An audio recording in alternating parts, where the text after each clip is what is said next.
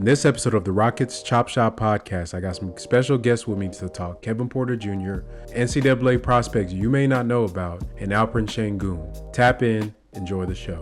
So if y'all didn't know, the Chop Shop merch store is officially open. The link to the store is going to be in the description of this video. Go to the merch store and check out the catalog that we have developed for you guys. We got on there some great t-shirts, hoodies, mugs, stickers. You can buy stuff for yourself, for your spouses, for your children. My favorite right now is the Tari t-shirt, and you can check that out at the store. Great t-shirt, little concept with the Dragon Ball Z fusion thing. I'm an old Dragon Ball Z head, so we love to get that on there. You can check out the JG4 Astro Boy t-shirt, and just check out all the great designs on there for all the other stuff that you like to see. This is just the beginning, so if you guys want to support the Chop Shop, go ahead and hit up the merch store. Drop you a couple dollars and pick you up something that you like. Yo, welcome to another episode of the Rockets Chop Shop podcast. I am your host, F-Tank58. I'm going to be point guarding this episode.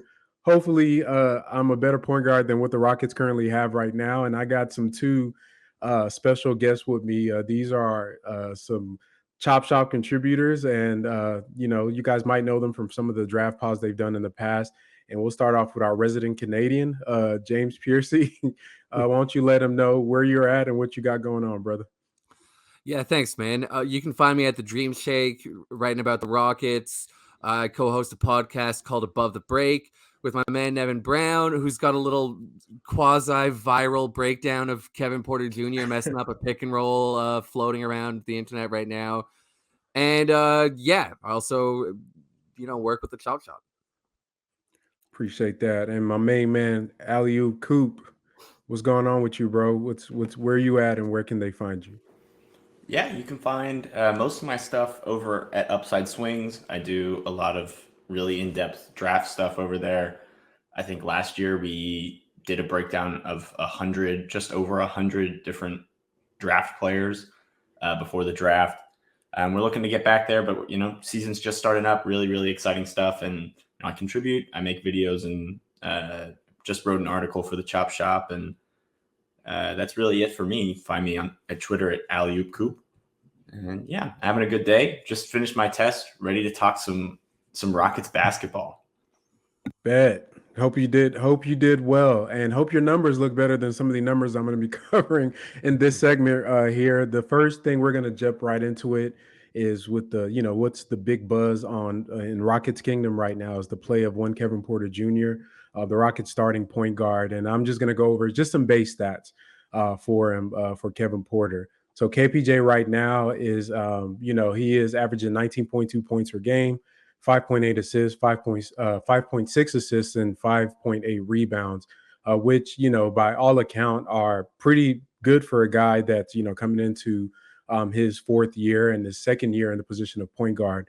He's also leading the NBA in turnovers, which is not very good.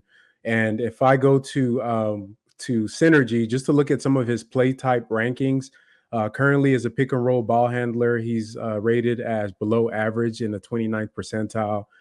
He's a good isolation player in the 61st percentile.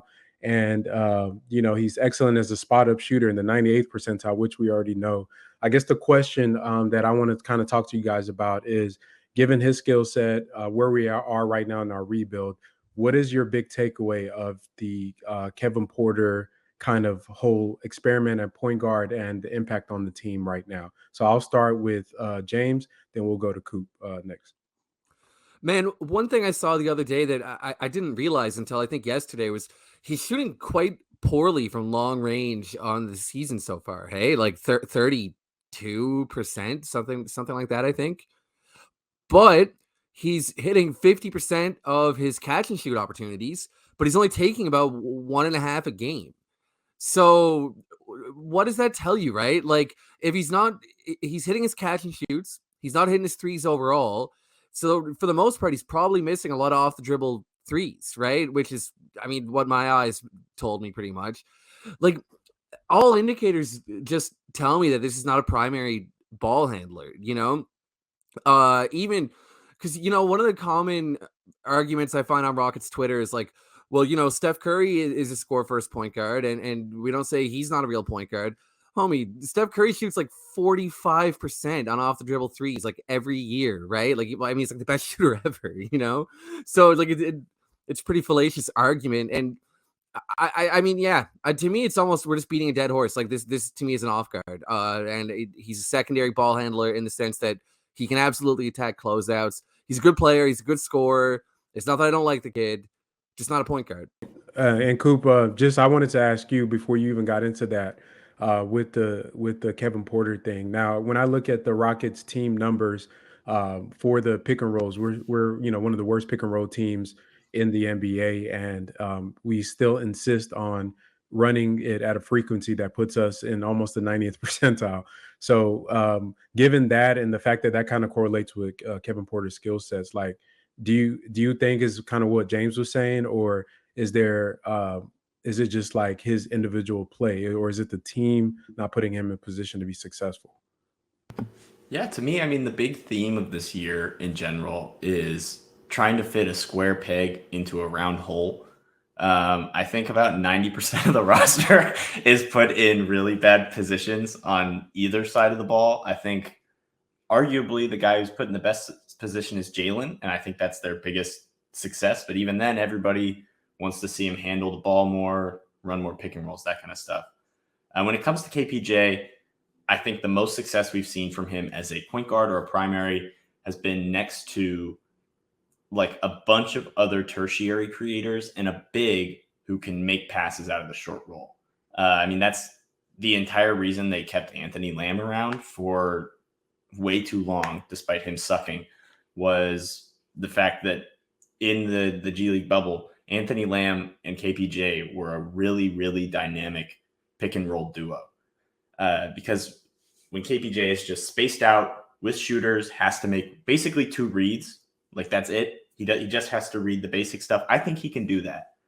The problem is that Coach Silas is trying to install KPJ into this offense that does not have much spacing, really. Like, I guess there's guys like KJ can shoot. He's not treated like a shooter. I think despite Tari shooting it well, he's not respected as a shooter. And Garrison Mathews is respected as a shooter, but can't shoot.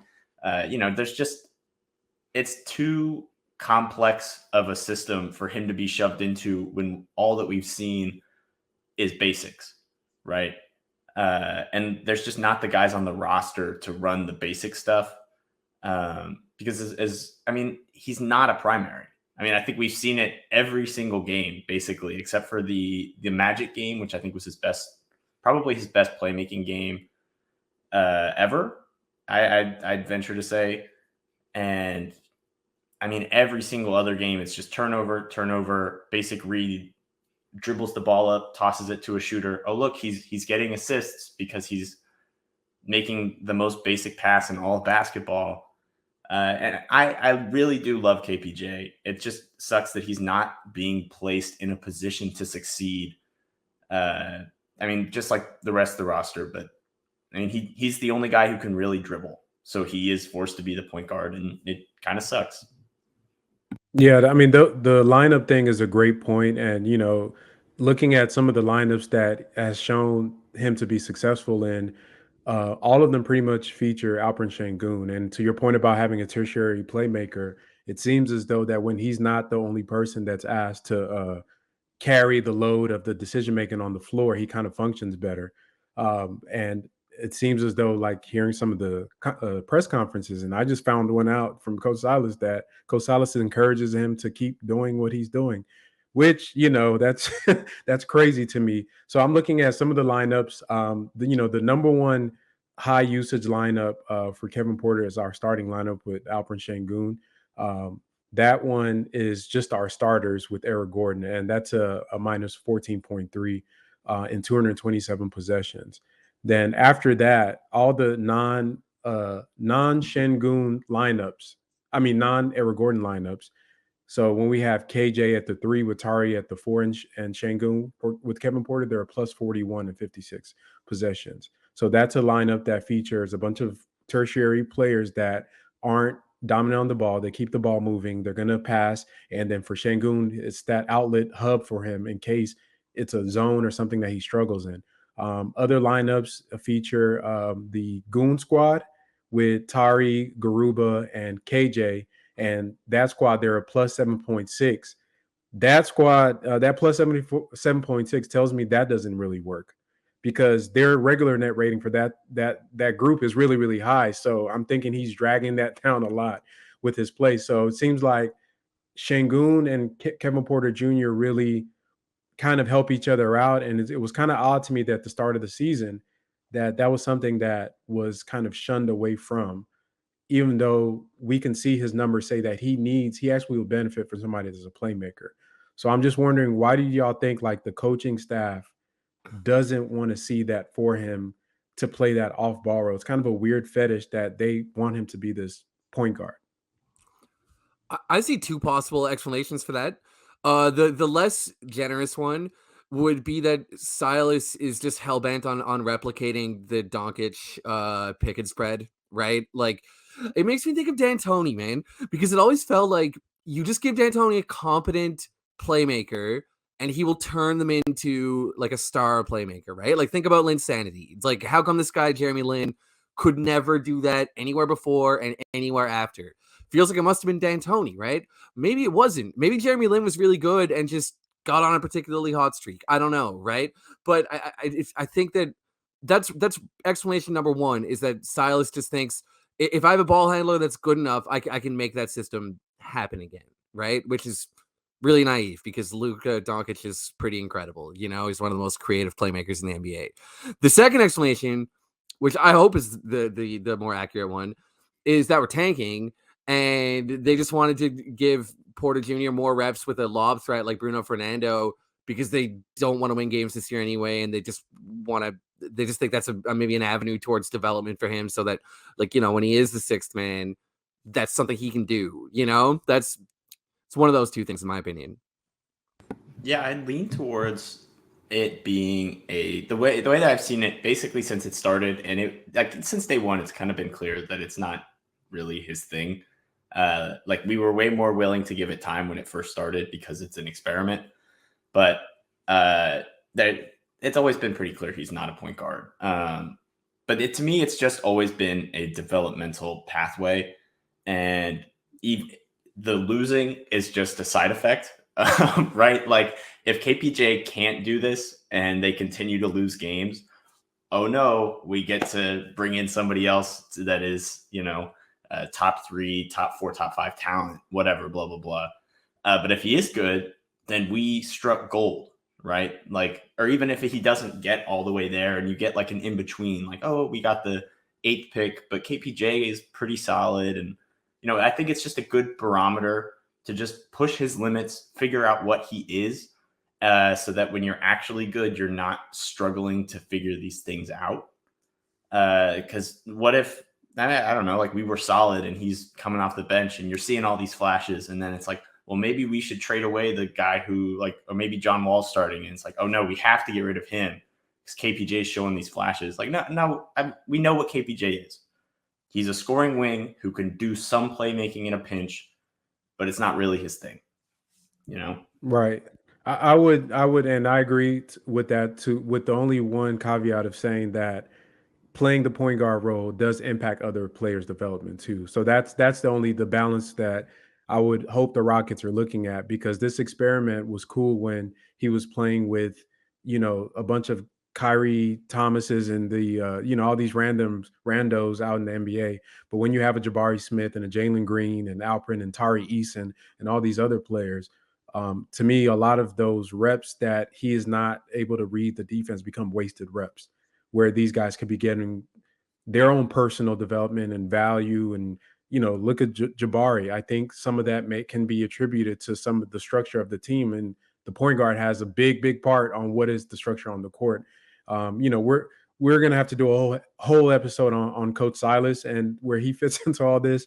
But for the sake of not having a 2-hour podcast about what's wrong with the Rockets and their structure, the next thing we're going to talk about is, you know, some of these teams in the colleges and some of the players that are on these teams that are coming up. I know everybody is enamored with the Wembeyamas, but there are a lot of good prospects in this draft.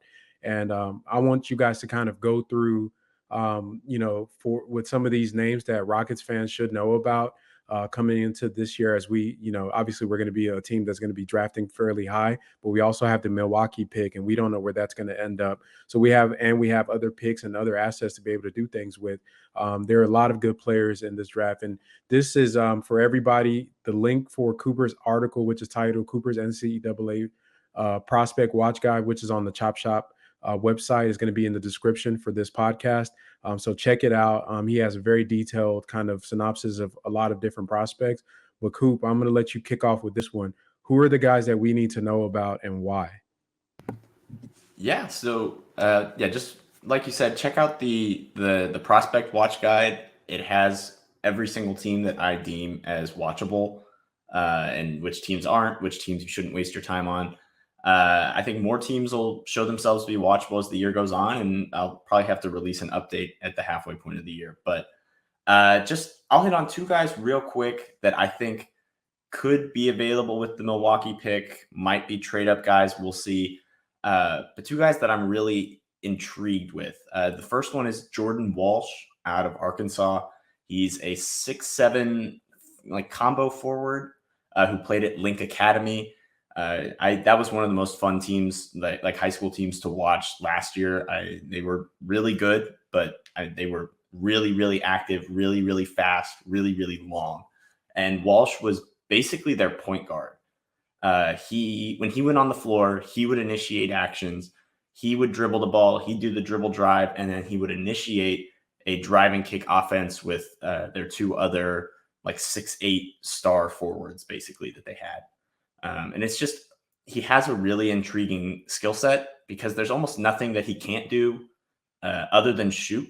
And the shooting is kind of the big question mark, but he has enough touch and he's really young.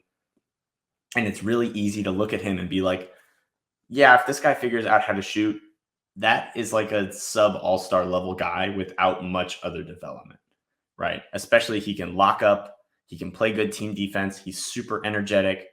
And there's some like small question marks that I've seen, like, oh, he doesn't know like what his position is because he does a lot of stuff. And at 19, you don't have to fully know what your position is, right? Like you don't, you don't have to know what your job is on the court. Go to a team, figure that out, figure out what you're good at, all that kind of stuff.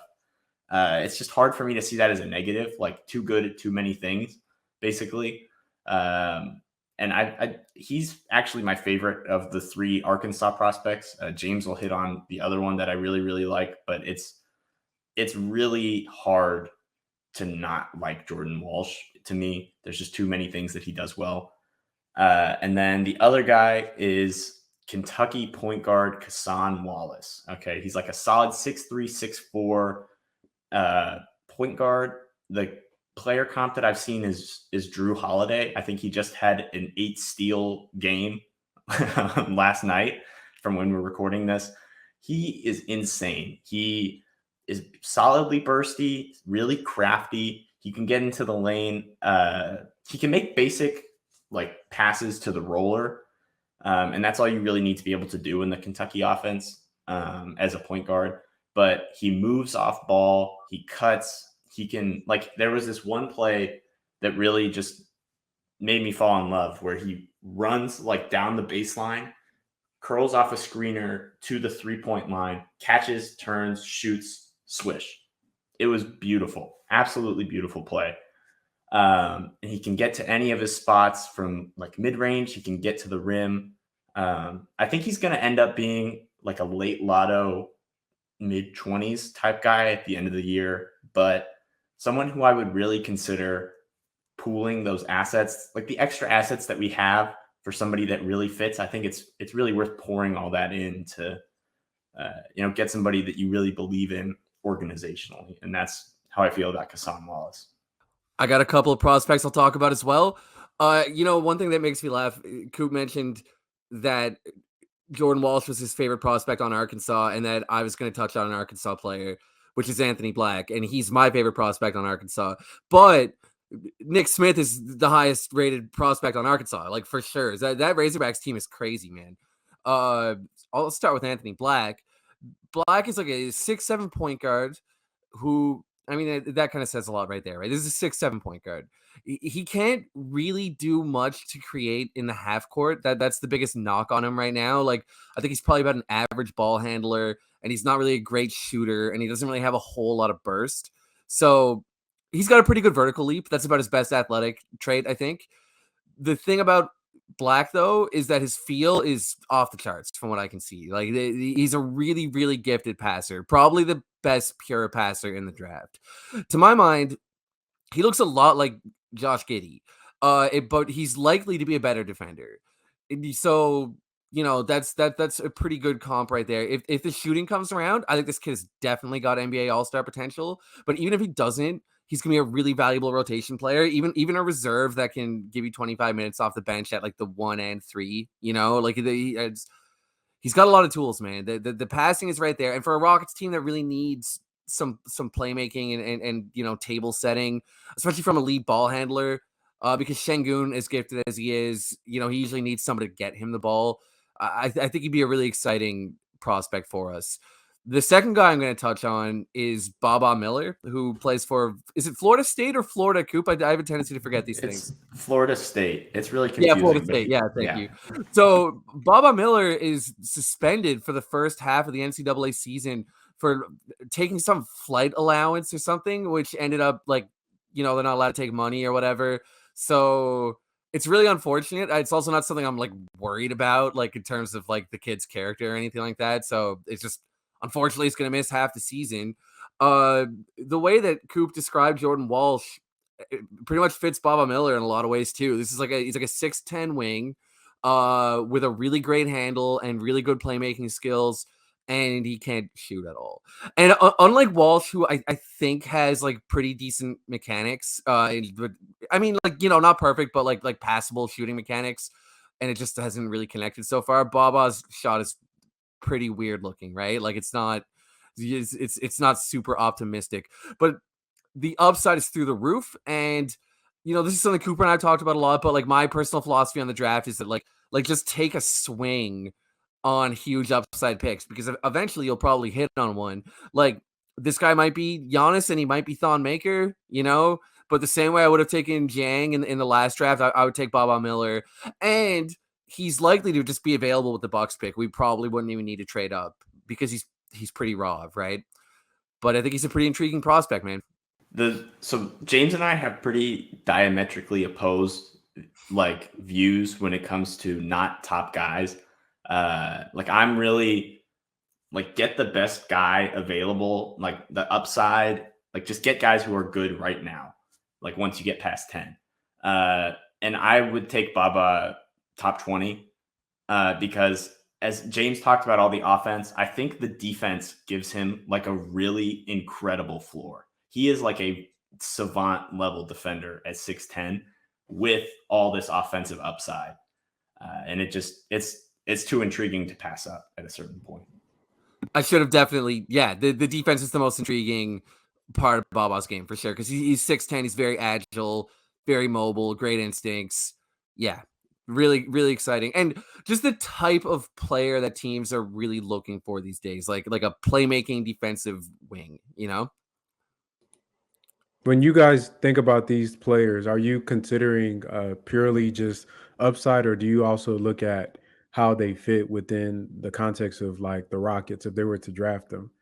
Because I'm looking at our roster right now, you think if you're going to get, and I heard a lot of not great shooters, is this because you feel confident in Jalen Green's shooting ability? You can look at maybe Tari Eason the starting. Obviously, Jabari is supposed to project out to be a cold shoot, like a knockdown, dead-eye shooter. Is that kind of help when you start imagining who these guys are going to be? Or is this, at this point, is this still just getting who you think is the best talent and just kind of going from there? I think it's a mixture of both. I think that's ideally how you look at the draft, especially past the top 3 or 4. Like you could get the most talent. It's like when the Hawks took Sharif, right? Like Sharif was obviously like the best pick available there. He was never going to play for them, right? Like it was just never going to happen. And as good as the pick is in theory, If the guy is never going to play for you, never going to add anything, why even use the pick? But like with the thing is with the shooting, I actually am sneaky high on the Rockets shooting development. Like go back and watch KJ Martin shooting before his rookie year, at the beginning of his rookie year to now. The mechanics still aren't great, but it goes in at a solid rate. I think Jalen's shot has gotten even better as he's been here. I think KPJ's spot up shot has gotten a lot better since he's been here. And you don't need any of these guys to figure out off the dribble shooting. None of these guys are going to do that, I don't think. I think maybe Walsh could at some point. I think that's kind of why I love him. But it's pretty basic stuff that he'd have to do. Like he wouldn't be doing KPJ step back threes and all this stuff. It'd just be a basic pull up two here and there. Like I'm pretty high on our shooting development, and I don't think like shooting is as important of a skill as a lot of people make it out to be. That's kind of a big philosophy thing for me. If you can kind of shoot, it doesn't really matter unless you're being respected as a shooter, right? Like if you're not drawing a closeout, it doesn't matter if you're hitting 36, 37% of your threes because the defense doesn't give a shit. So it's a mixture of fit, talent. I think these guys are going to be lotto level talents on my board. All of them, like James's guys, my guys, all these guys could be lotto level talents.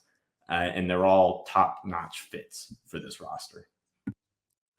I would add this to that, which I think is a really good question, Frank. But this draft just seems to feature a lot of like non-shooting playmaking wings. Coop, I don't know if you'd agree with that, but when I look at big boards, it's like a lot of guys who are like, yeah, he's got really high upside, but he's not a great shooter, right? It's just for some reason that's what's going on with this draft.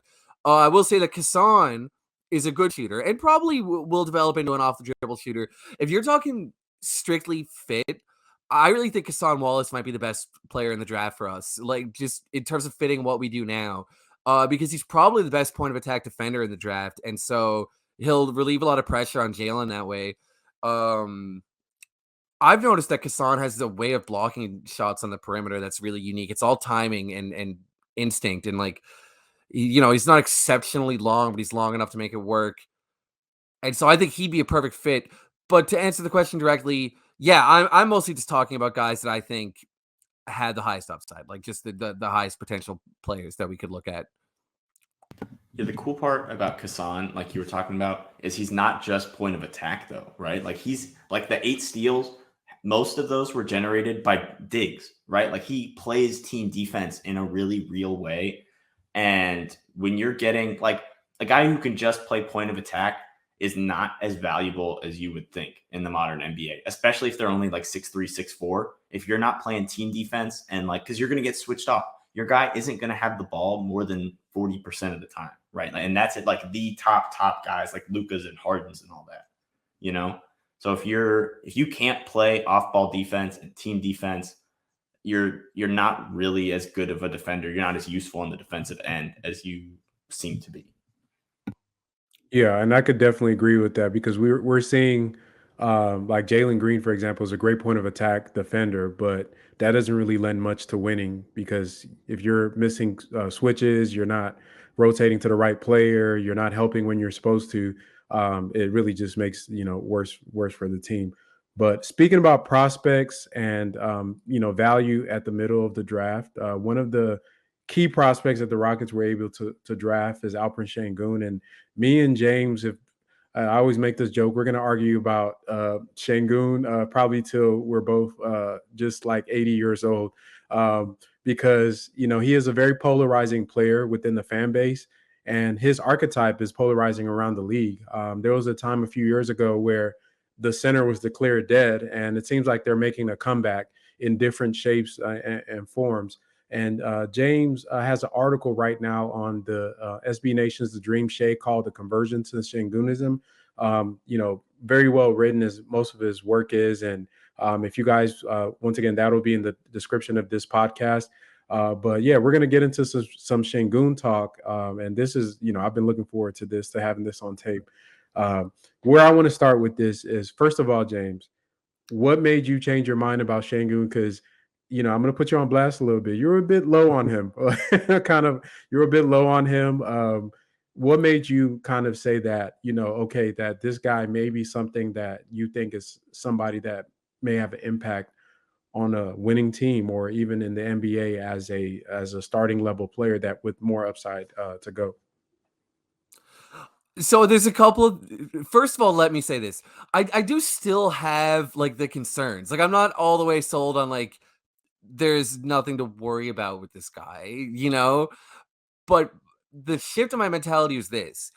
He's quite clearly one of the two most purely talented players on this team. Like I'm higher on Eason in terms of like a long-term piece, but in terms of just straight up like basketball talent, you know what I'm saying? Like Sengun is pretty special, honestly, right? He's pretty special. He's probably the best low block scorer in the NBA right now. Like that's crazy. We're talking about a sophomore that was picked 16th overall. So my mentality shifted from like, is this guy going to be the long-term big man to, well, we can only work with the team we have, right? Like if we draft Cam Whitmore or Dariq Whitehead or Nick Smith, then yeah, there's a pretty good chance this is the big of the future. So like, you might as well start looking at the positives more than the negatives, I guess is what happened, right? And so that's kind of a big part of what made the shift happen. Like, I'm just like, well, I like defensive big men. It's a general preference that I have, right? But this guy is the best low block scorer in the NBA and probably a top 5 passing big in the NBA right now too. So, that's a guy that's on your team and you might as well appreciate that. And then also though, what happened was something happened during the Raptors game, man. I watched this game with my friends because I'm here in Canada, as we mentioned, and I was watching it with 2 Raptors fan friends. And my friends were like, "What have you been complaining about all year? This Rockets team looks good. Like, yeah, this is an exciting young team with talent." And I was like, "You don't understand. Like, we've been running it through this Kevin Porter Jr. all year, and we're running it through Alperen Sengun, and that's why it looks good tonight."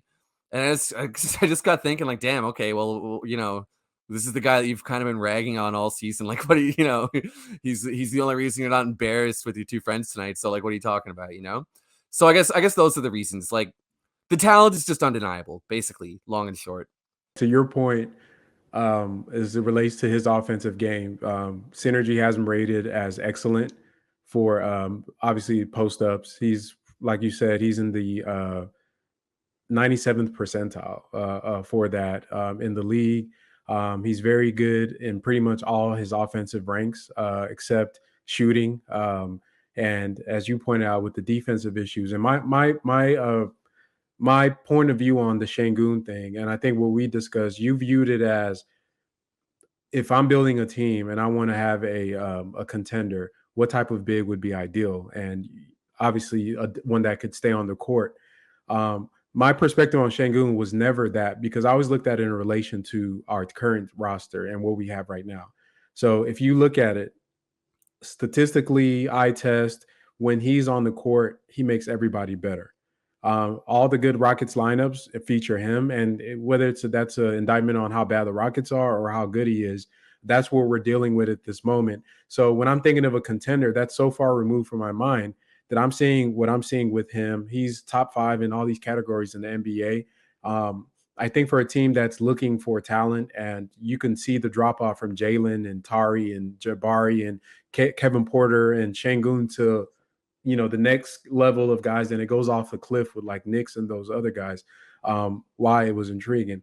I always think that for him, it's really not whether he can be on the court during a championship game or in the playoffs, is can he help you get there?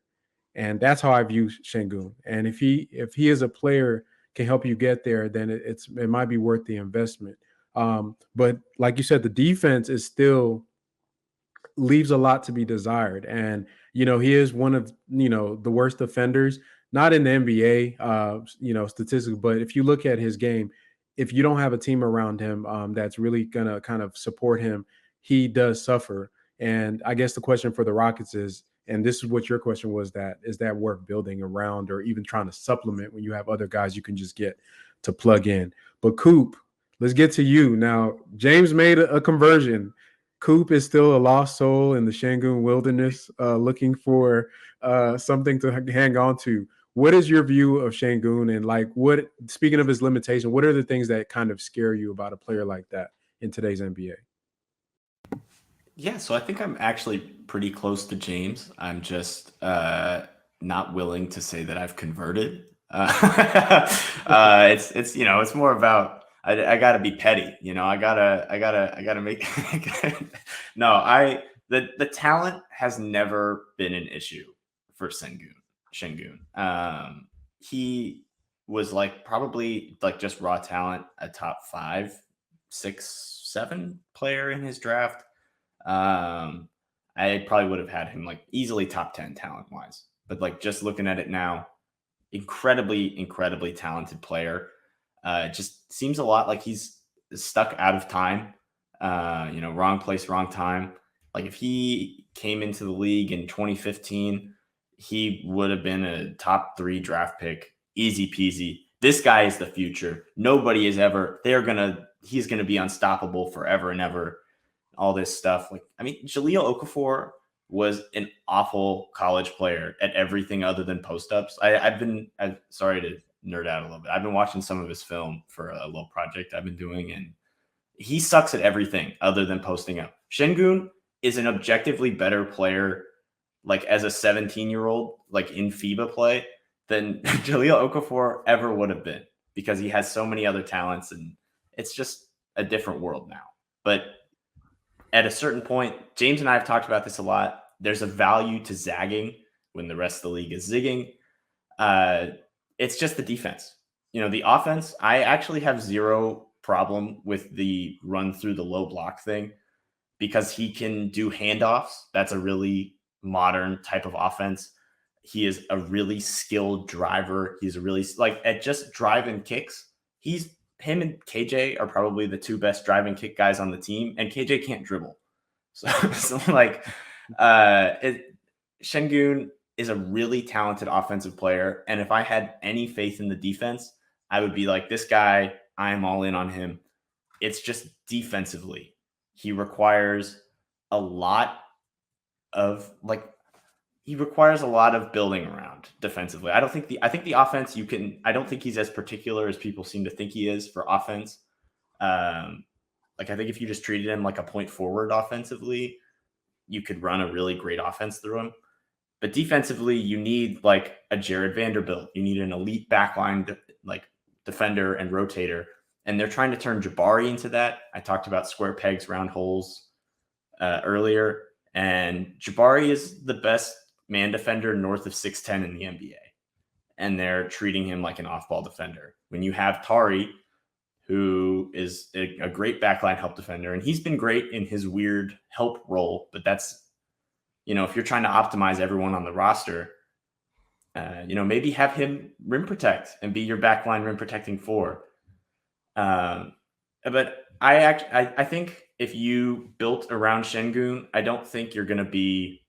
I think that you can build around Shengun and then like defensively, and then still have a competent defense for when he's not able to play, because there will be, like we talked about, playoff series, championships, whatever, where he's not able to play.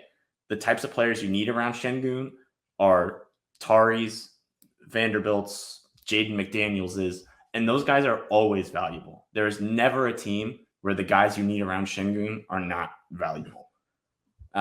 So in conclusion, I'm still pretty low on Shengun as like a star and all that.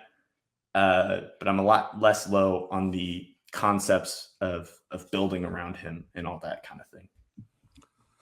Frank, can I jump in there before you?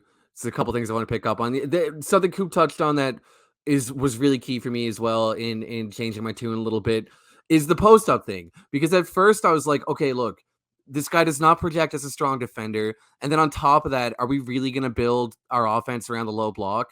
And then I guess something hit me again during that Raptors game where I was like, sure, why not build the offense through the low block? Like, just because other teams aren't doing it, just because it's not trending, doesn't mean it can't make for an efficient offense. And again, as Coop touched on, like his ability to connect on dribble handoffs and just pass in general means that he can generate 3-point opportunities through the low block. So like the low post offense doesn't have to be anemic in the 3-point era. If you're a strong passer, you can kick out when you draw doubles, which he does, and create 3-point opportunities. So that just kind of clicked for me. It's like there's no reason we can't run an offense through the low block. Like that's just because teams aren't doing it doesn't mean it can't be done. Yeah, and if you look at the Rockets, once again, this is from Synergy. What their strongest points of offense? We talked about how bad they are and what they're trying to do, which is pick and roll, and isolation. They're decent in isolation, not great, but they only run it 7%, which isn't to me high enough volume to really draw anything from. The thing they are really really good at is obviously post up and handoffs. Those are the two top rated for us, and spot ups as well. We're a good spot up shooting team. All of those things are things that Sengun actually assists on. He's the guy that's doing the posting up, and when he sets screens, is you guys can see in a lot of the videos I've made for Kevin Porter and for Jalen Green. His screening is I think he was like top 20 in screen assists last year coming off the bench for the Rockets in the NBA. So those things are to me are important. To Coop, your point about the roster building, I actually think they have a lot of players that supplement him very well, and it just goes back to some of the lineups and changes and the things that we see from the coaching. Like, why haven't we seen Tari in that position? Why don't we see more KJ and Sengun lineups? We know what the Goon Squad looks like. Those are the players that you play with Sengun. The Goon Squad. That's a why roster. Haven't we seen Usman play with Alperen and Josh Christopher, right? Like you have these elite team defenders that you can play around him. But no, Josh Christopher, you are a point guard. And if you don't point guard, you're sitting your ass on the bench. And Usman, you're a 5, and that's all you're allowed to do. We'll talk about it another time. But yeah, it shows to me it's a lack of creativity, because I just feel like there is so much on this roster that's so intriguing with the different skill sets and the players that we have, even Jabari and Tari and KJ and Garuba. Like, my God, Garuba to me, I was really, really low on him, but his short roll potential is so nuts because he's really good passing downhill. And that is such a valuable skill set when you pair him up with a KJ Martin or a Tari, guys that like to cut. You get a short roll, you get a guard like Jalen or even Kevin Porter that put pressure on you. You get a guy that can short roll. It opens up so many things. It's just we haven't seen the creativity there. And I feel like even the post-up things that we're talking about with Sengun, those are even uncreative. I mean, those are basically him in the post, wait for a double team, kick it out to a guy waiting with their hands up like this. I don't see a lot of off-ball screening or backside cutting or things like that you see the Warriors, Spurs, Miami, all these teams that really have motion offenses used when they do get those bigs that can get in the post. So, it's hard to gauge any of our players for me because it's just the structure that I see from the team doesn't really maximize anything anybody does really well. Like I said, but that would be a whole episode to talk about. But with that, if nobody has anything else to add, we're going to go ahead and shut this pod down. Appreciate you guys for coming through. Once again, Coop is, Chop Shop contributor. He does a lot of great work. He's getting more into writing. I know you're a big U of H fan, Coop. What do you look? Are they going for it this year? Is this the year? This squad is talented. Oral Roberts is probably one of the best. I mean, are they a mid-major? I guess one of the best mid-major schools in the country. And the Cougs beat them by 40, held their star player, or Max Asmus, who you probably remember from their tournament run a few years ago. They held him to 1 for 13 shooting. He's one of the best shooting guards in the country. And they annihilated him. And I don't like their bigs didn't even play very well. And they beat them by 40, dominated on both ends. They have so much shot making. I think Tremont Marcus Sasser, 2 of the best shot makers in the country. We'll do a whole Cougs episode at some point, but UH, I think, for my money, even with taking into account all my bias, I think they're the best team in the country this year. I ain't mad at that. And James, any projects you're working on, any articles you're working on writing that people should know about? I did drop something with the Dream Shake today. Basically, should Kevin Porter Jr. and Jalen Green switch positions? I think so. Personally, I'd rather. I haven't seen that. Okay. Yeah, no, yeah, that's out today. Yeah. Yeah. Basically, long and short is Jalen Green probably isn't a point guard, but there's more of a chance of him being one than Kevin Porter Jr. because he's already proven he's not a point guard. That's basically the premise. So yeah, check that out. Y'all check that out. I'm gonna put the link for that in the description of this podcast Appreciate as it, man. well. Once again, appreciate y'all fellas. So we are gonna close this out. Thank you guys for listening.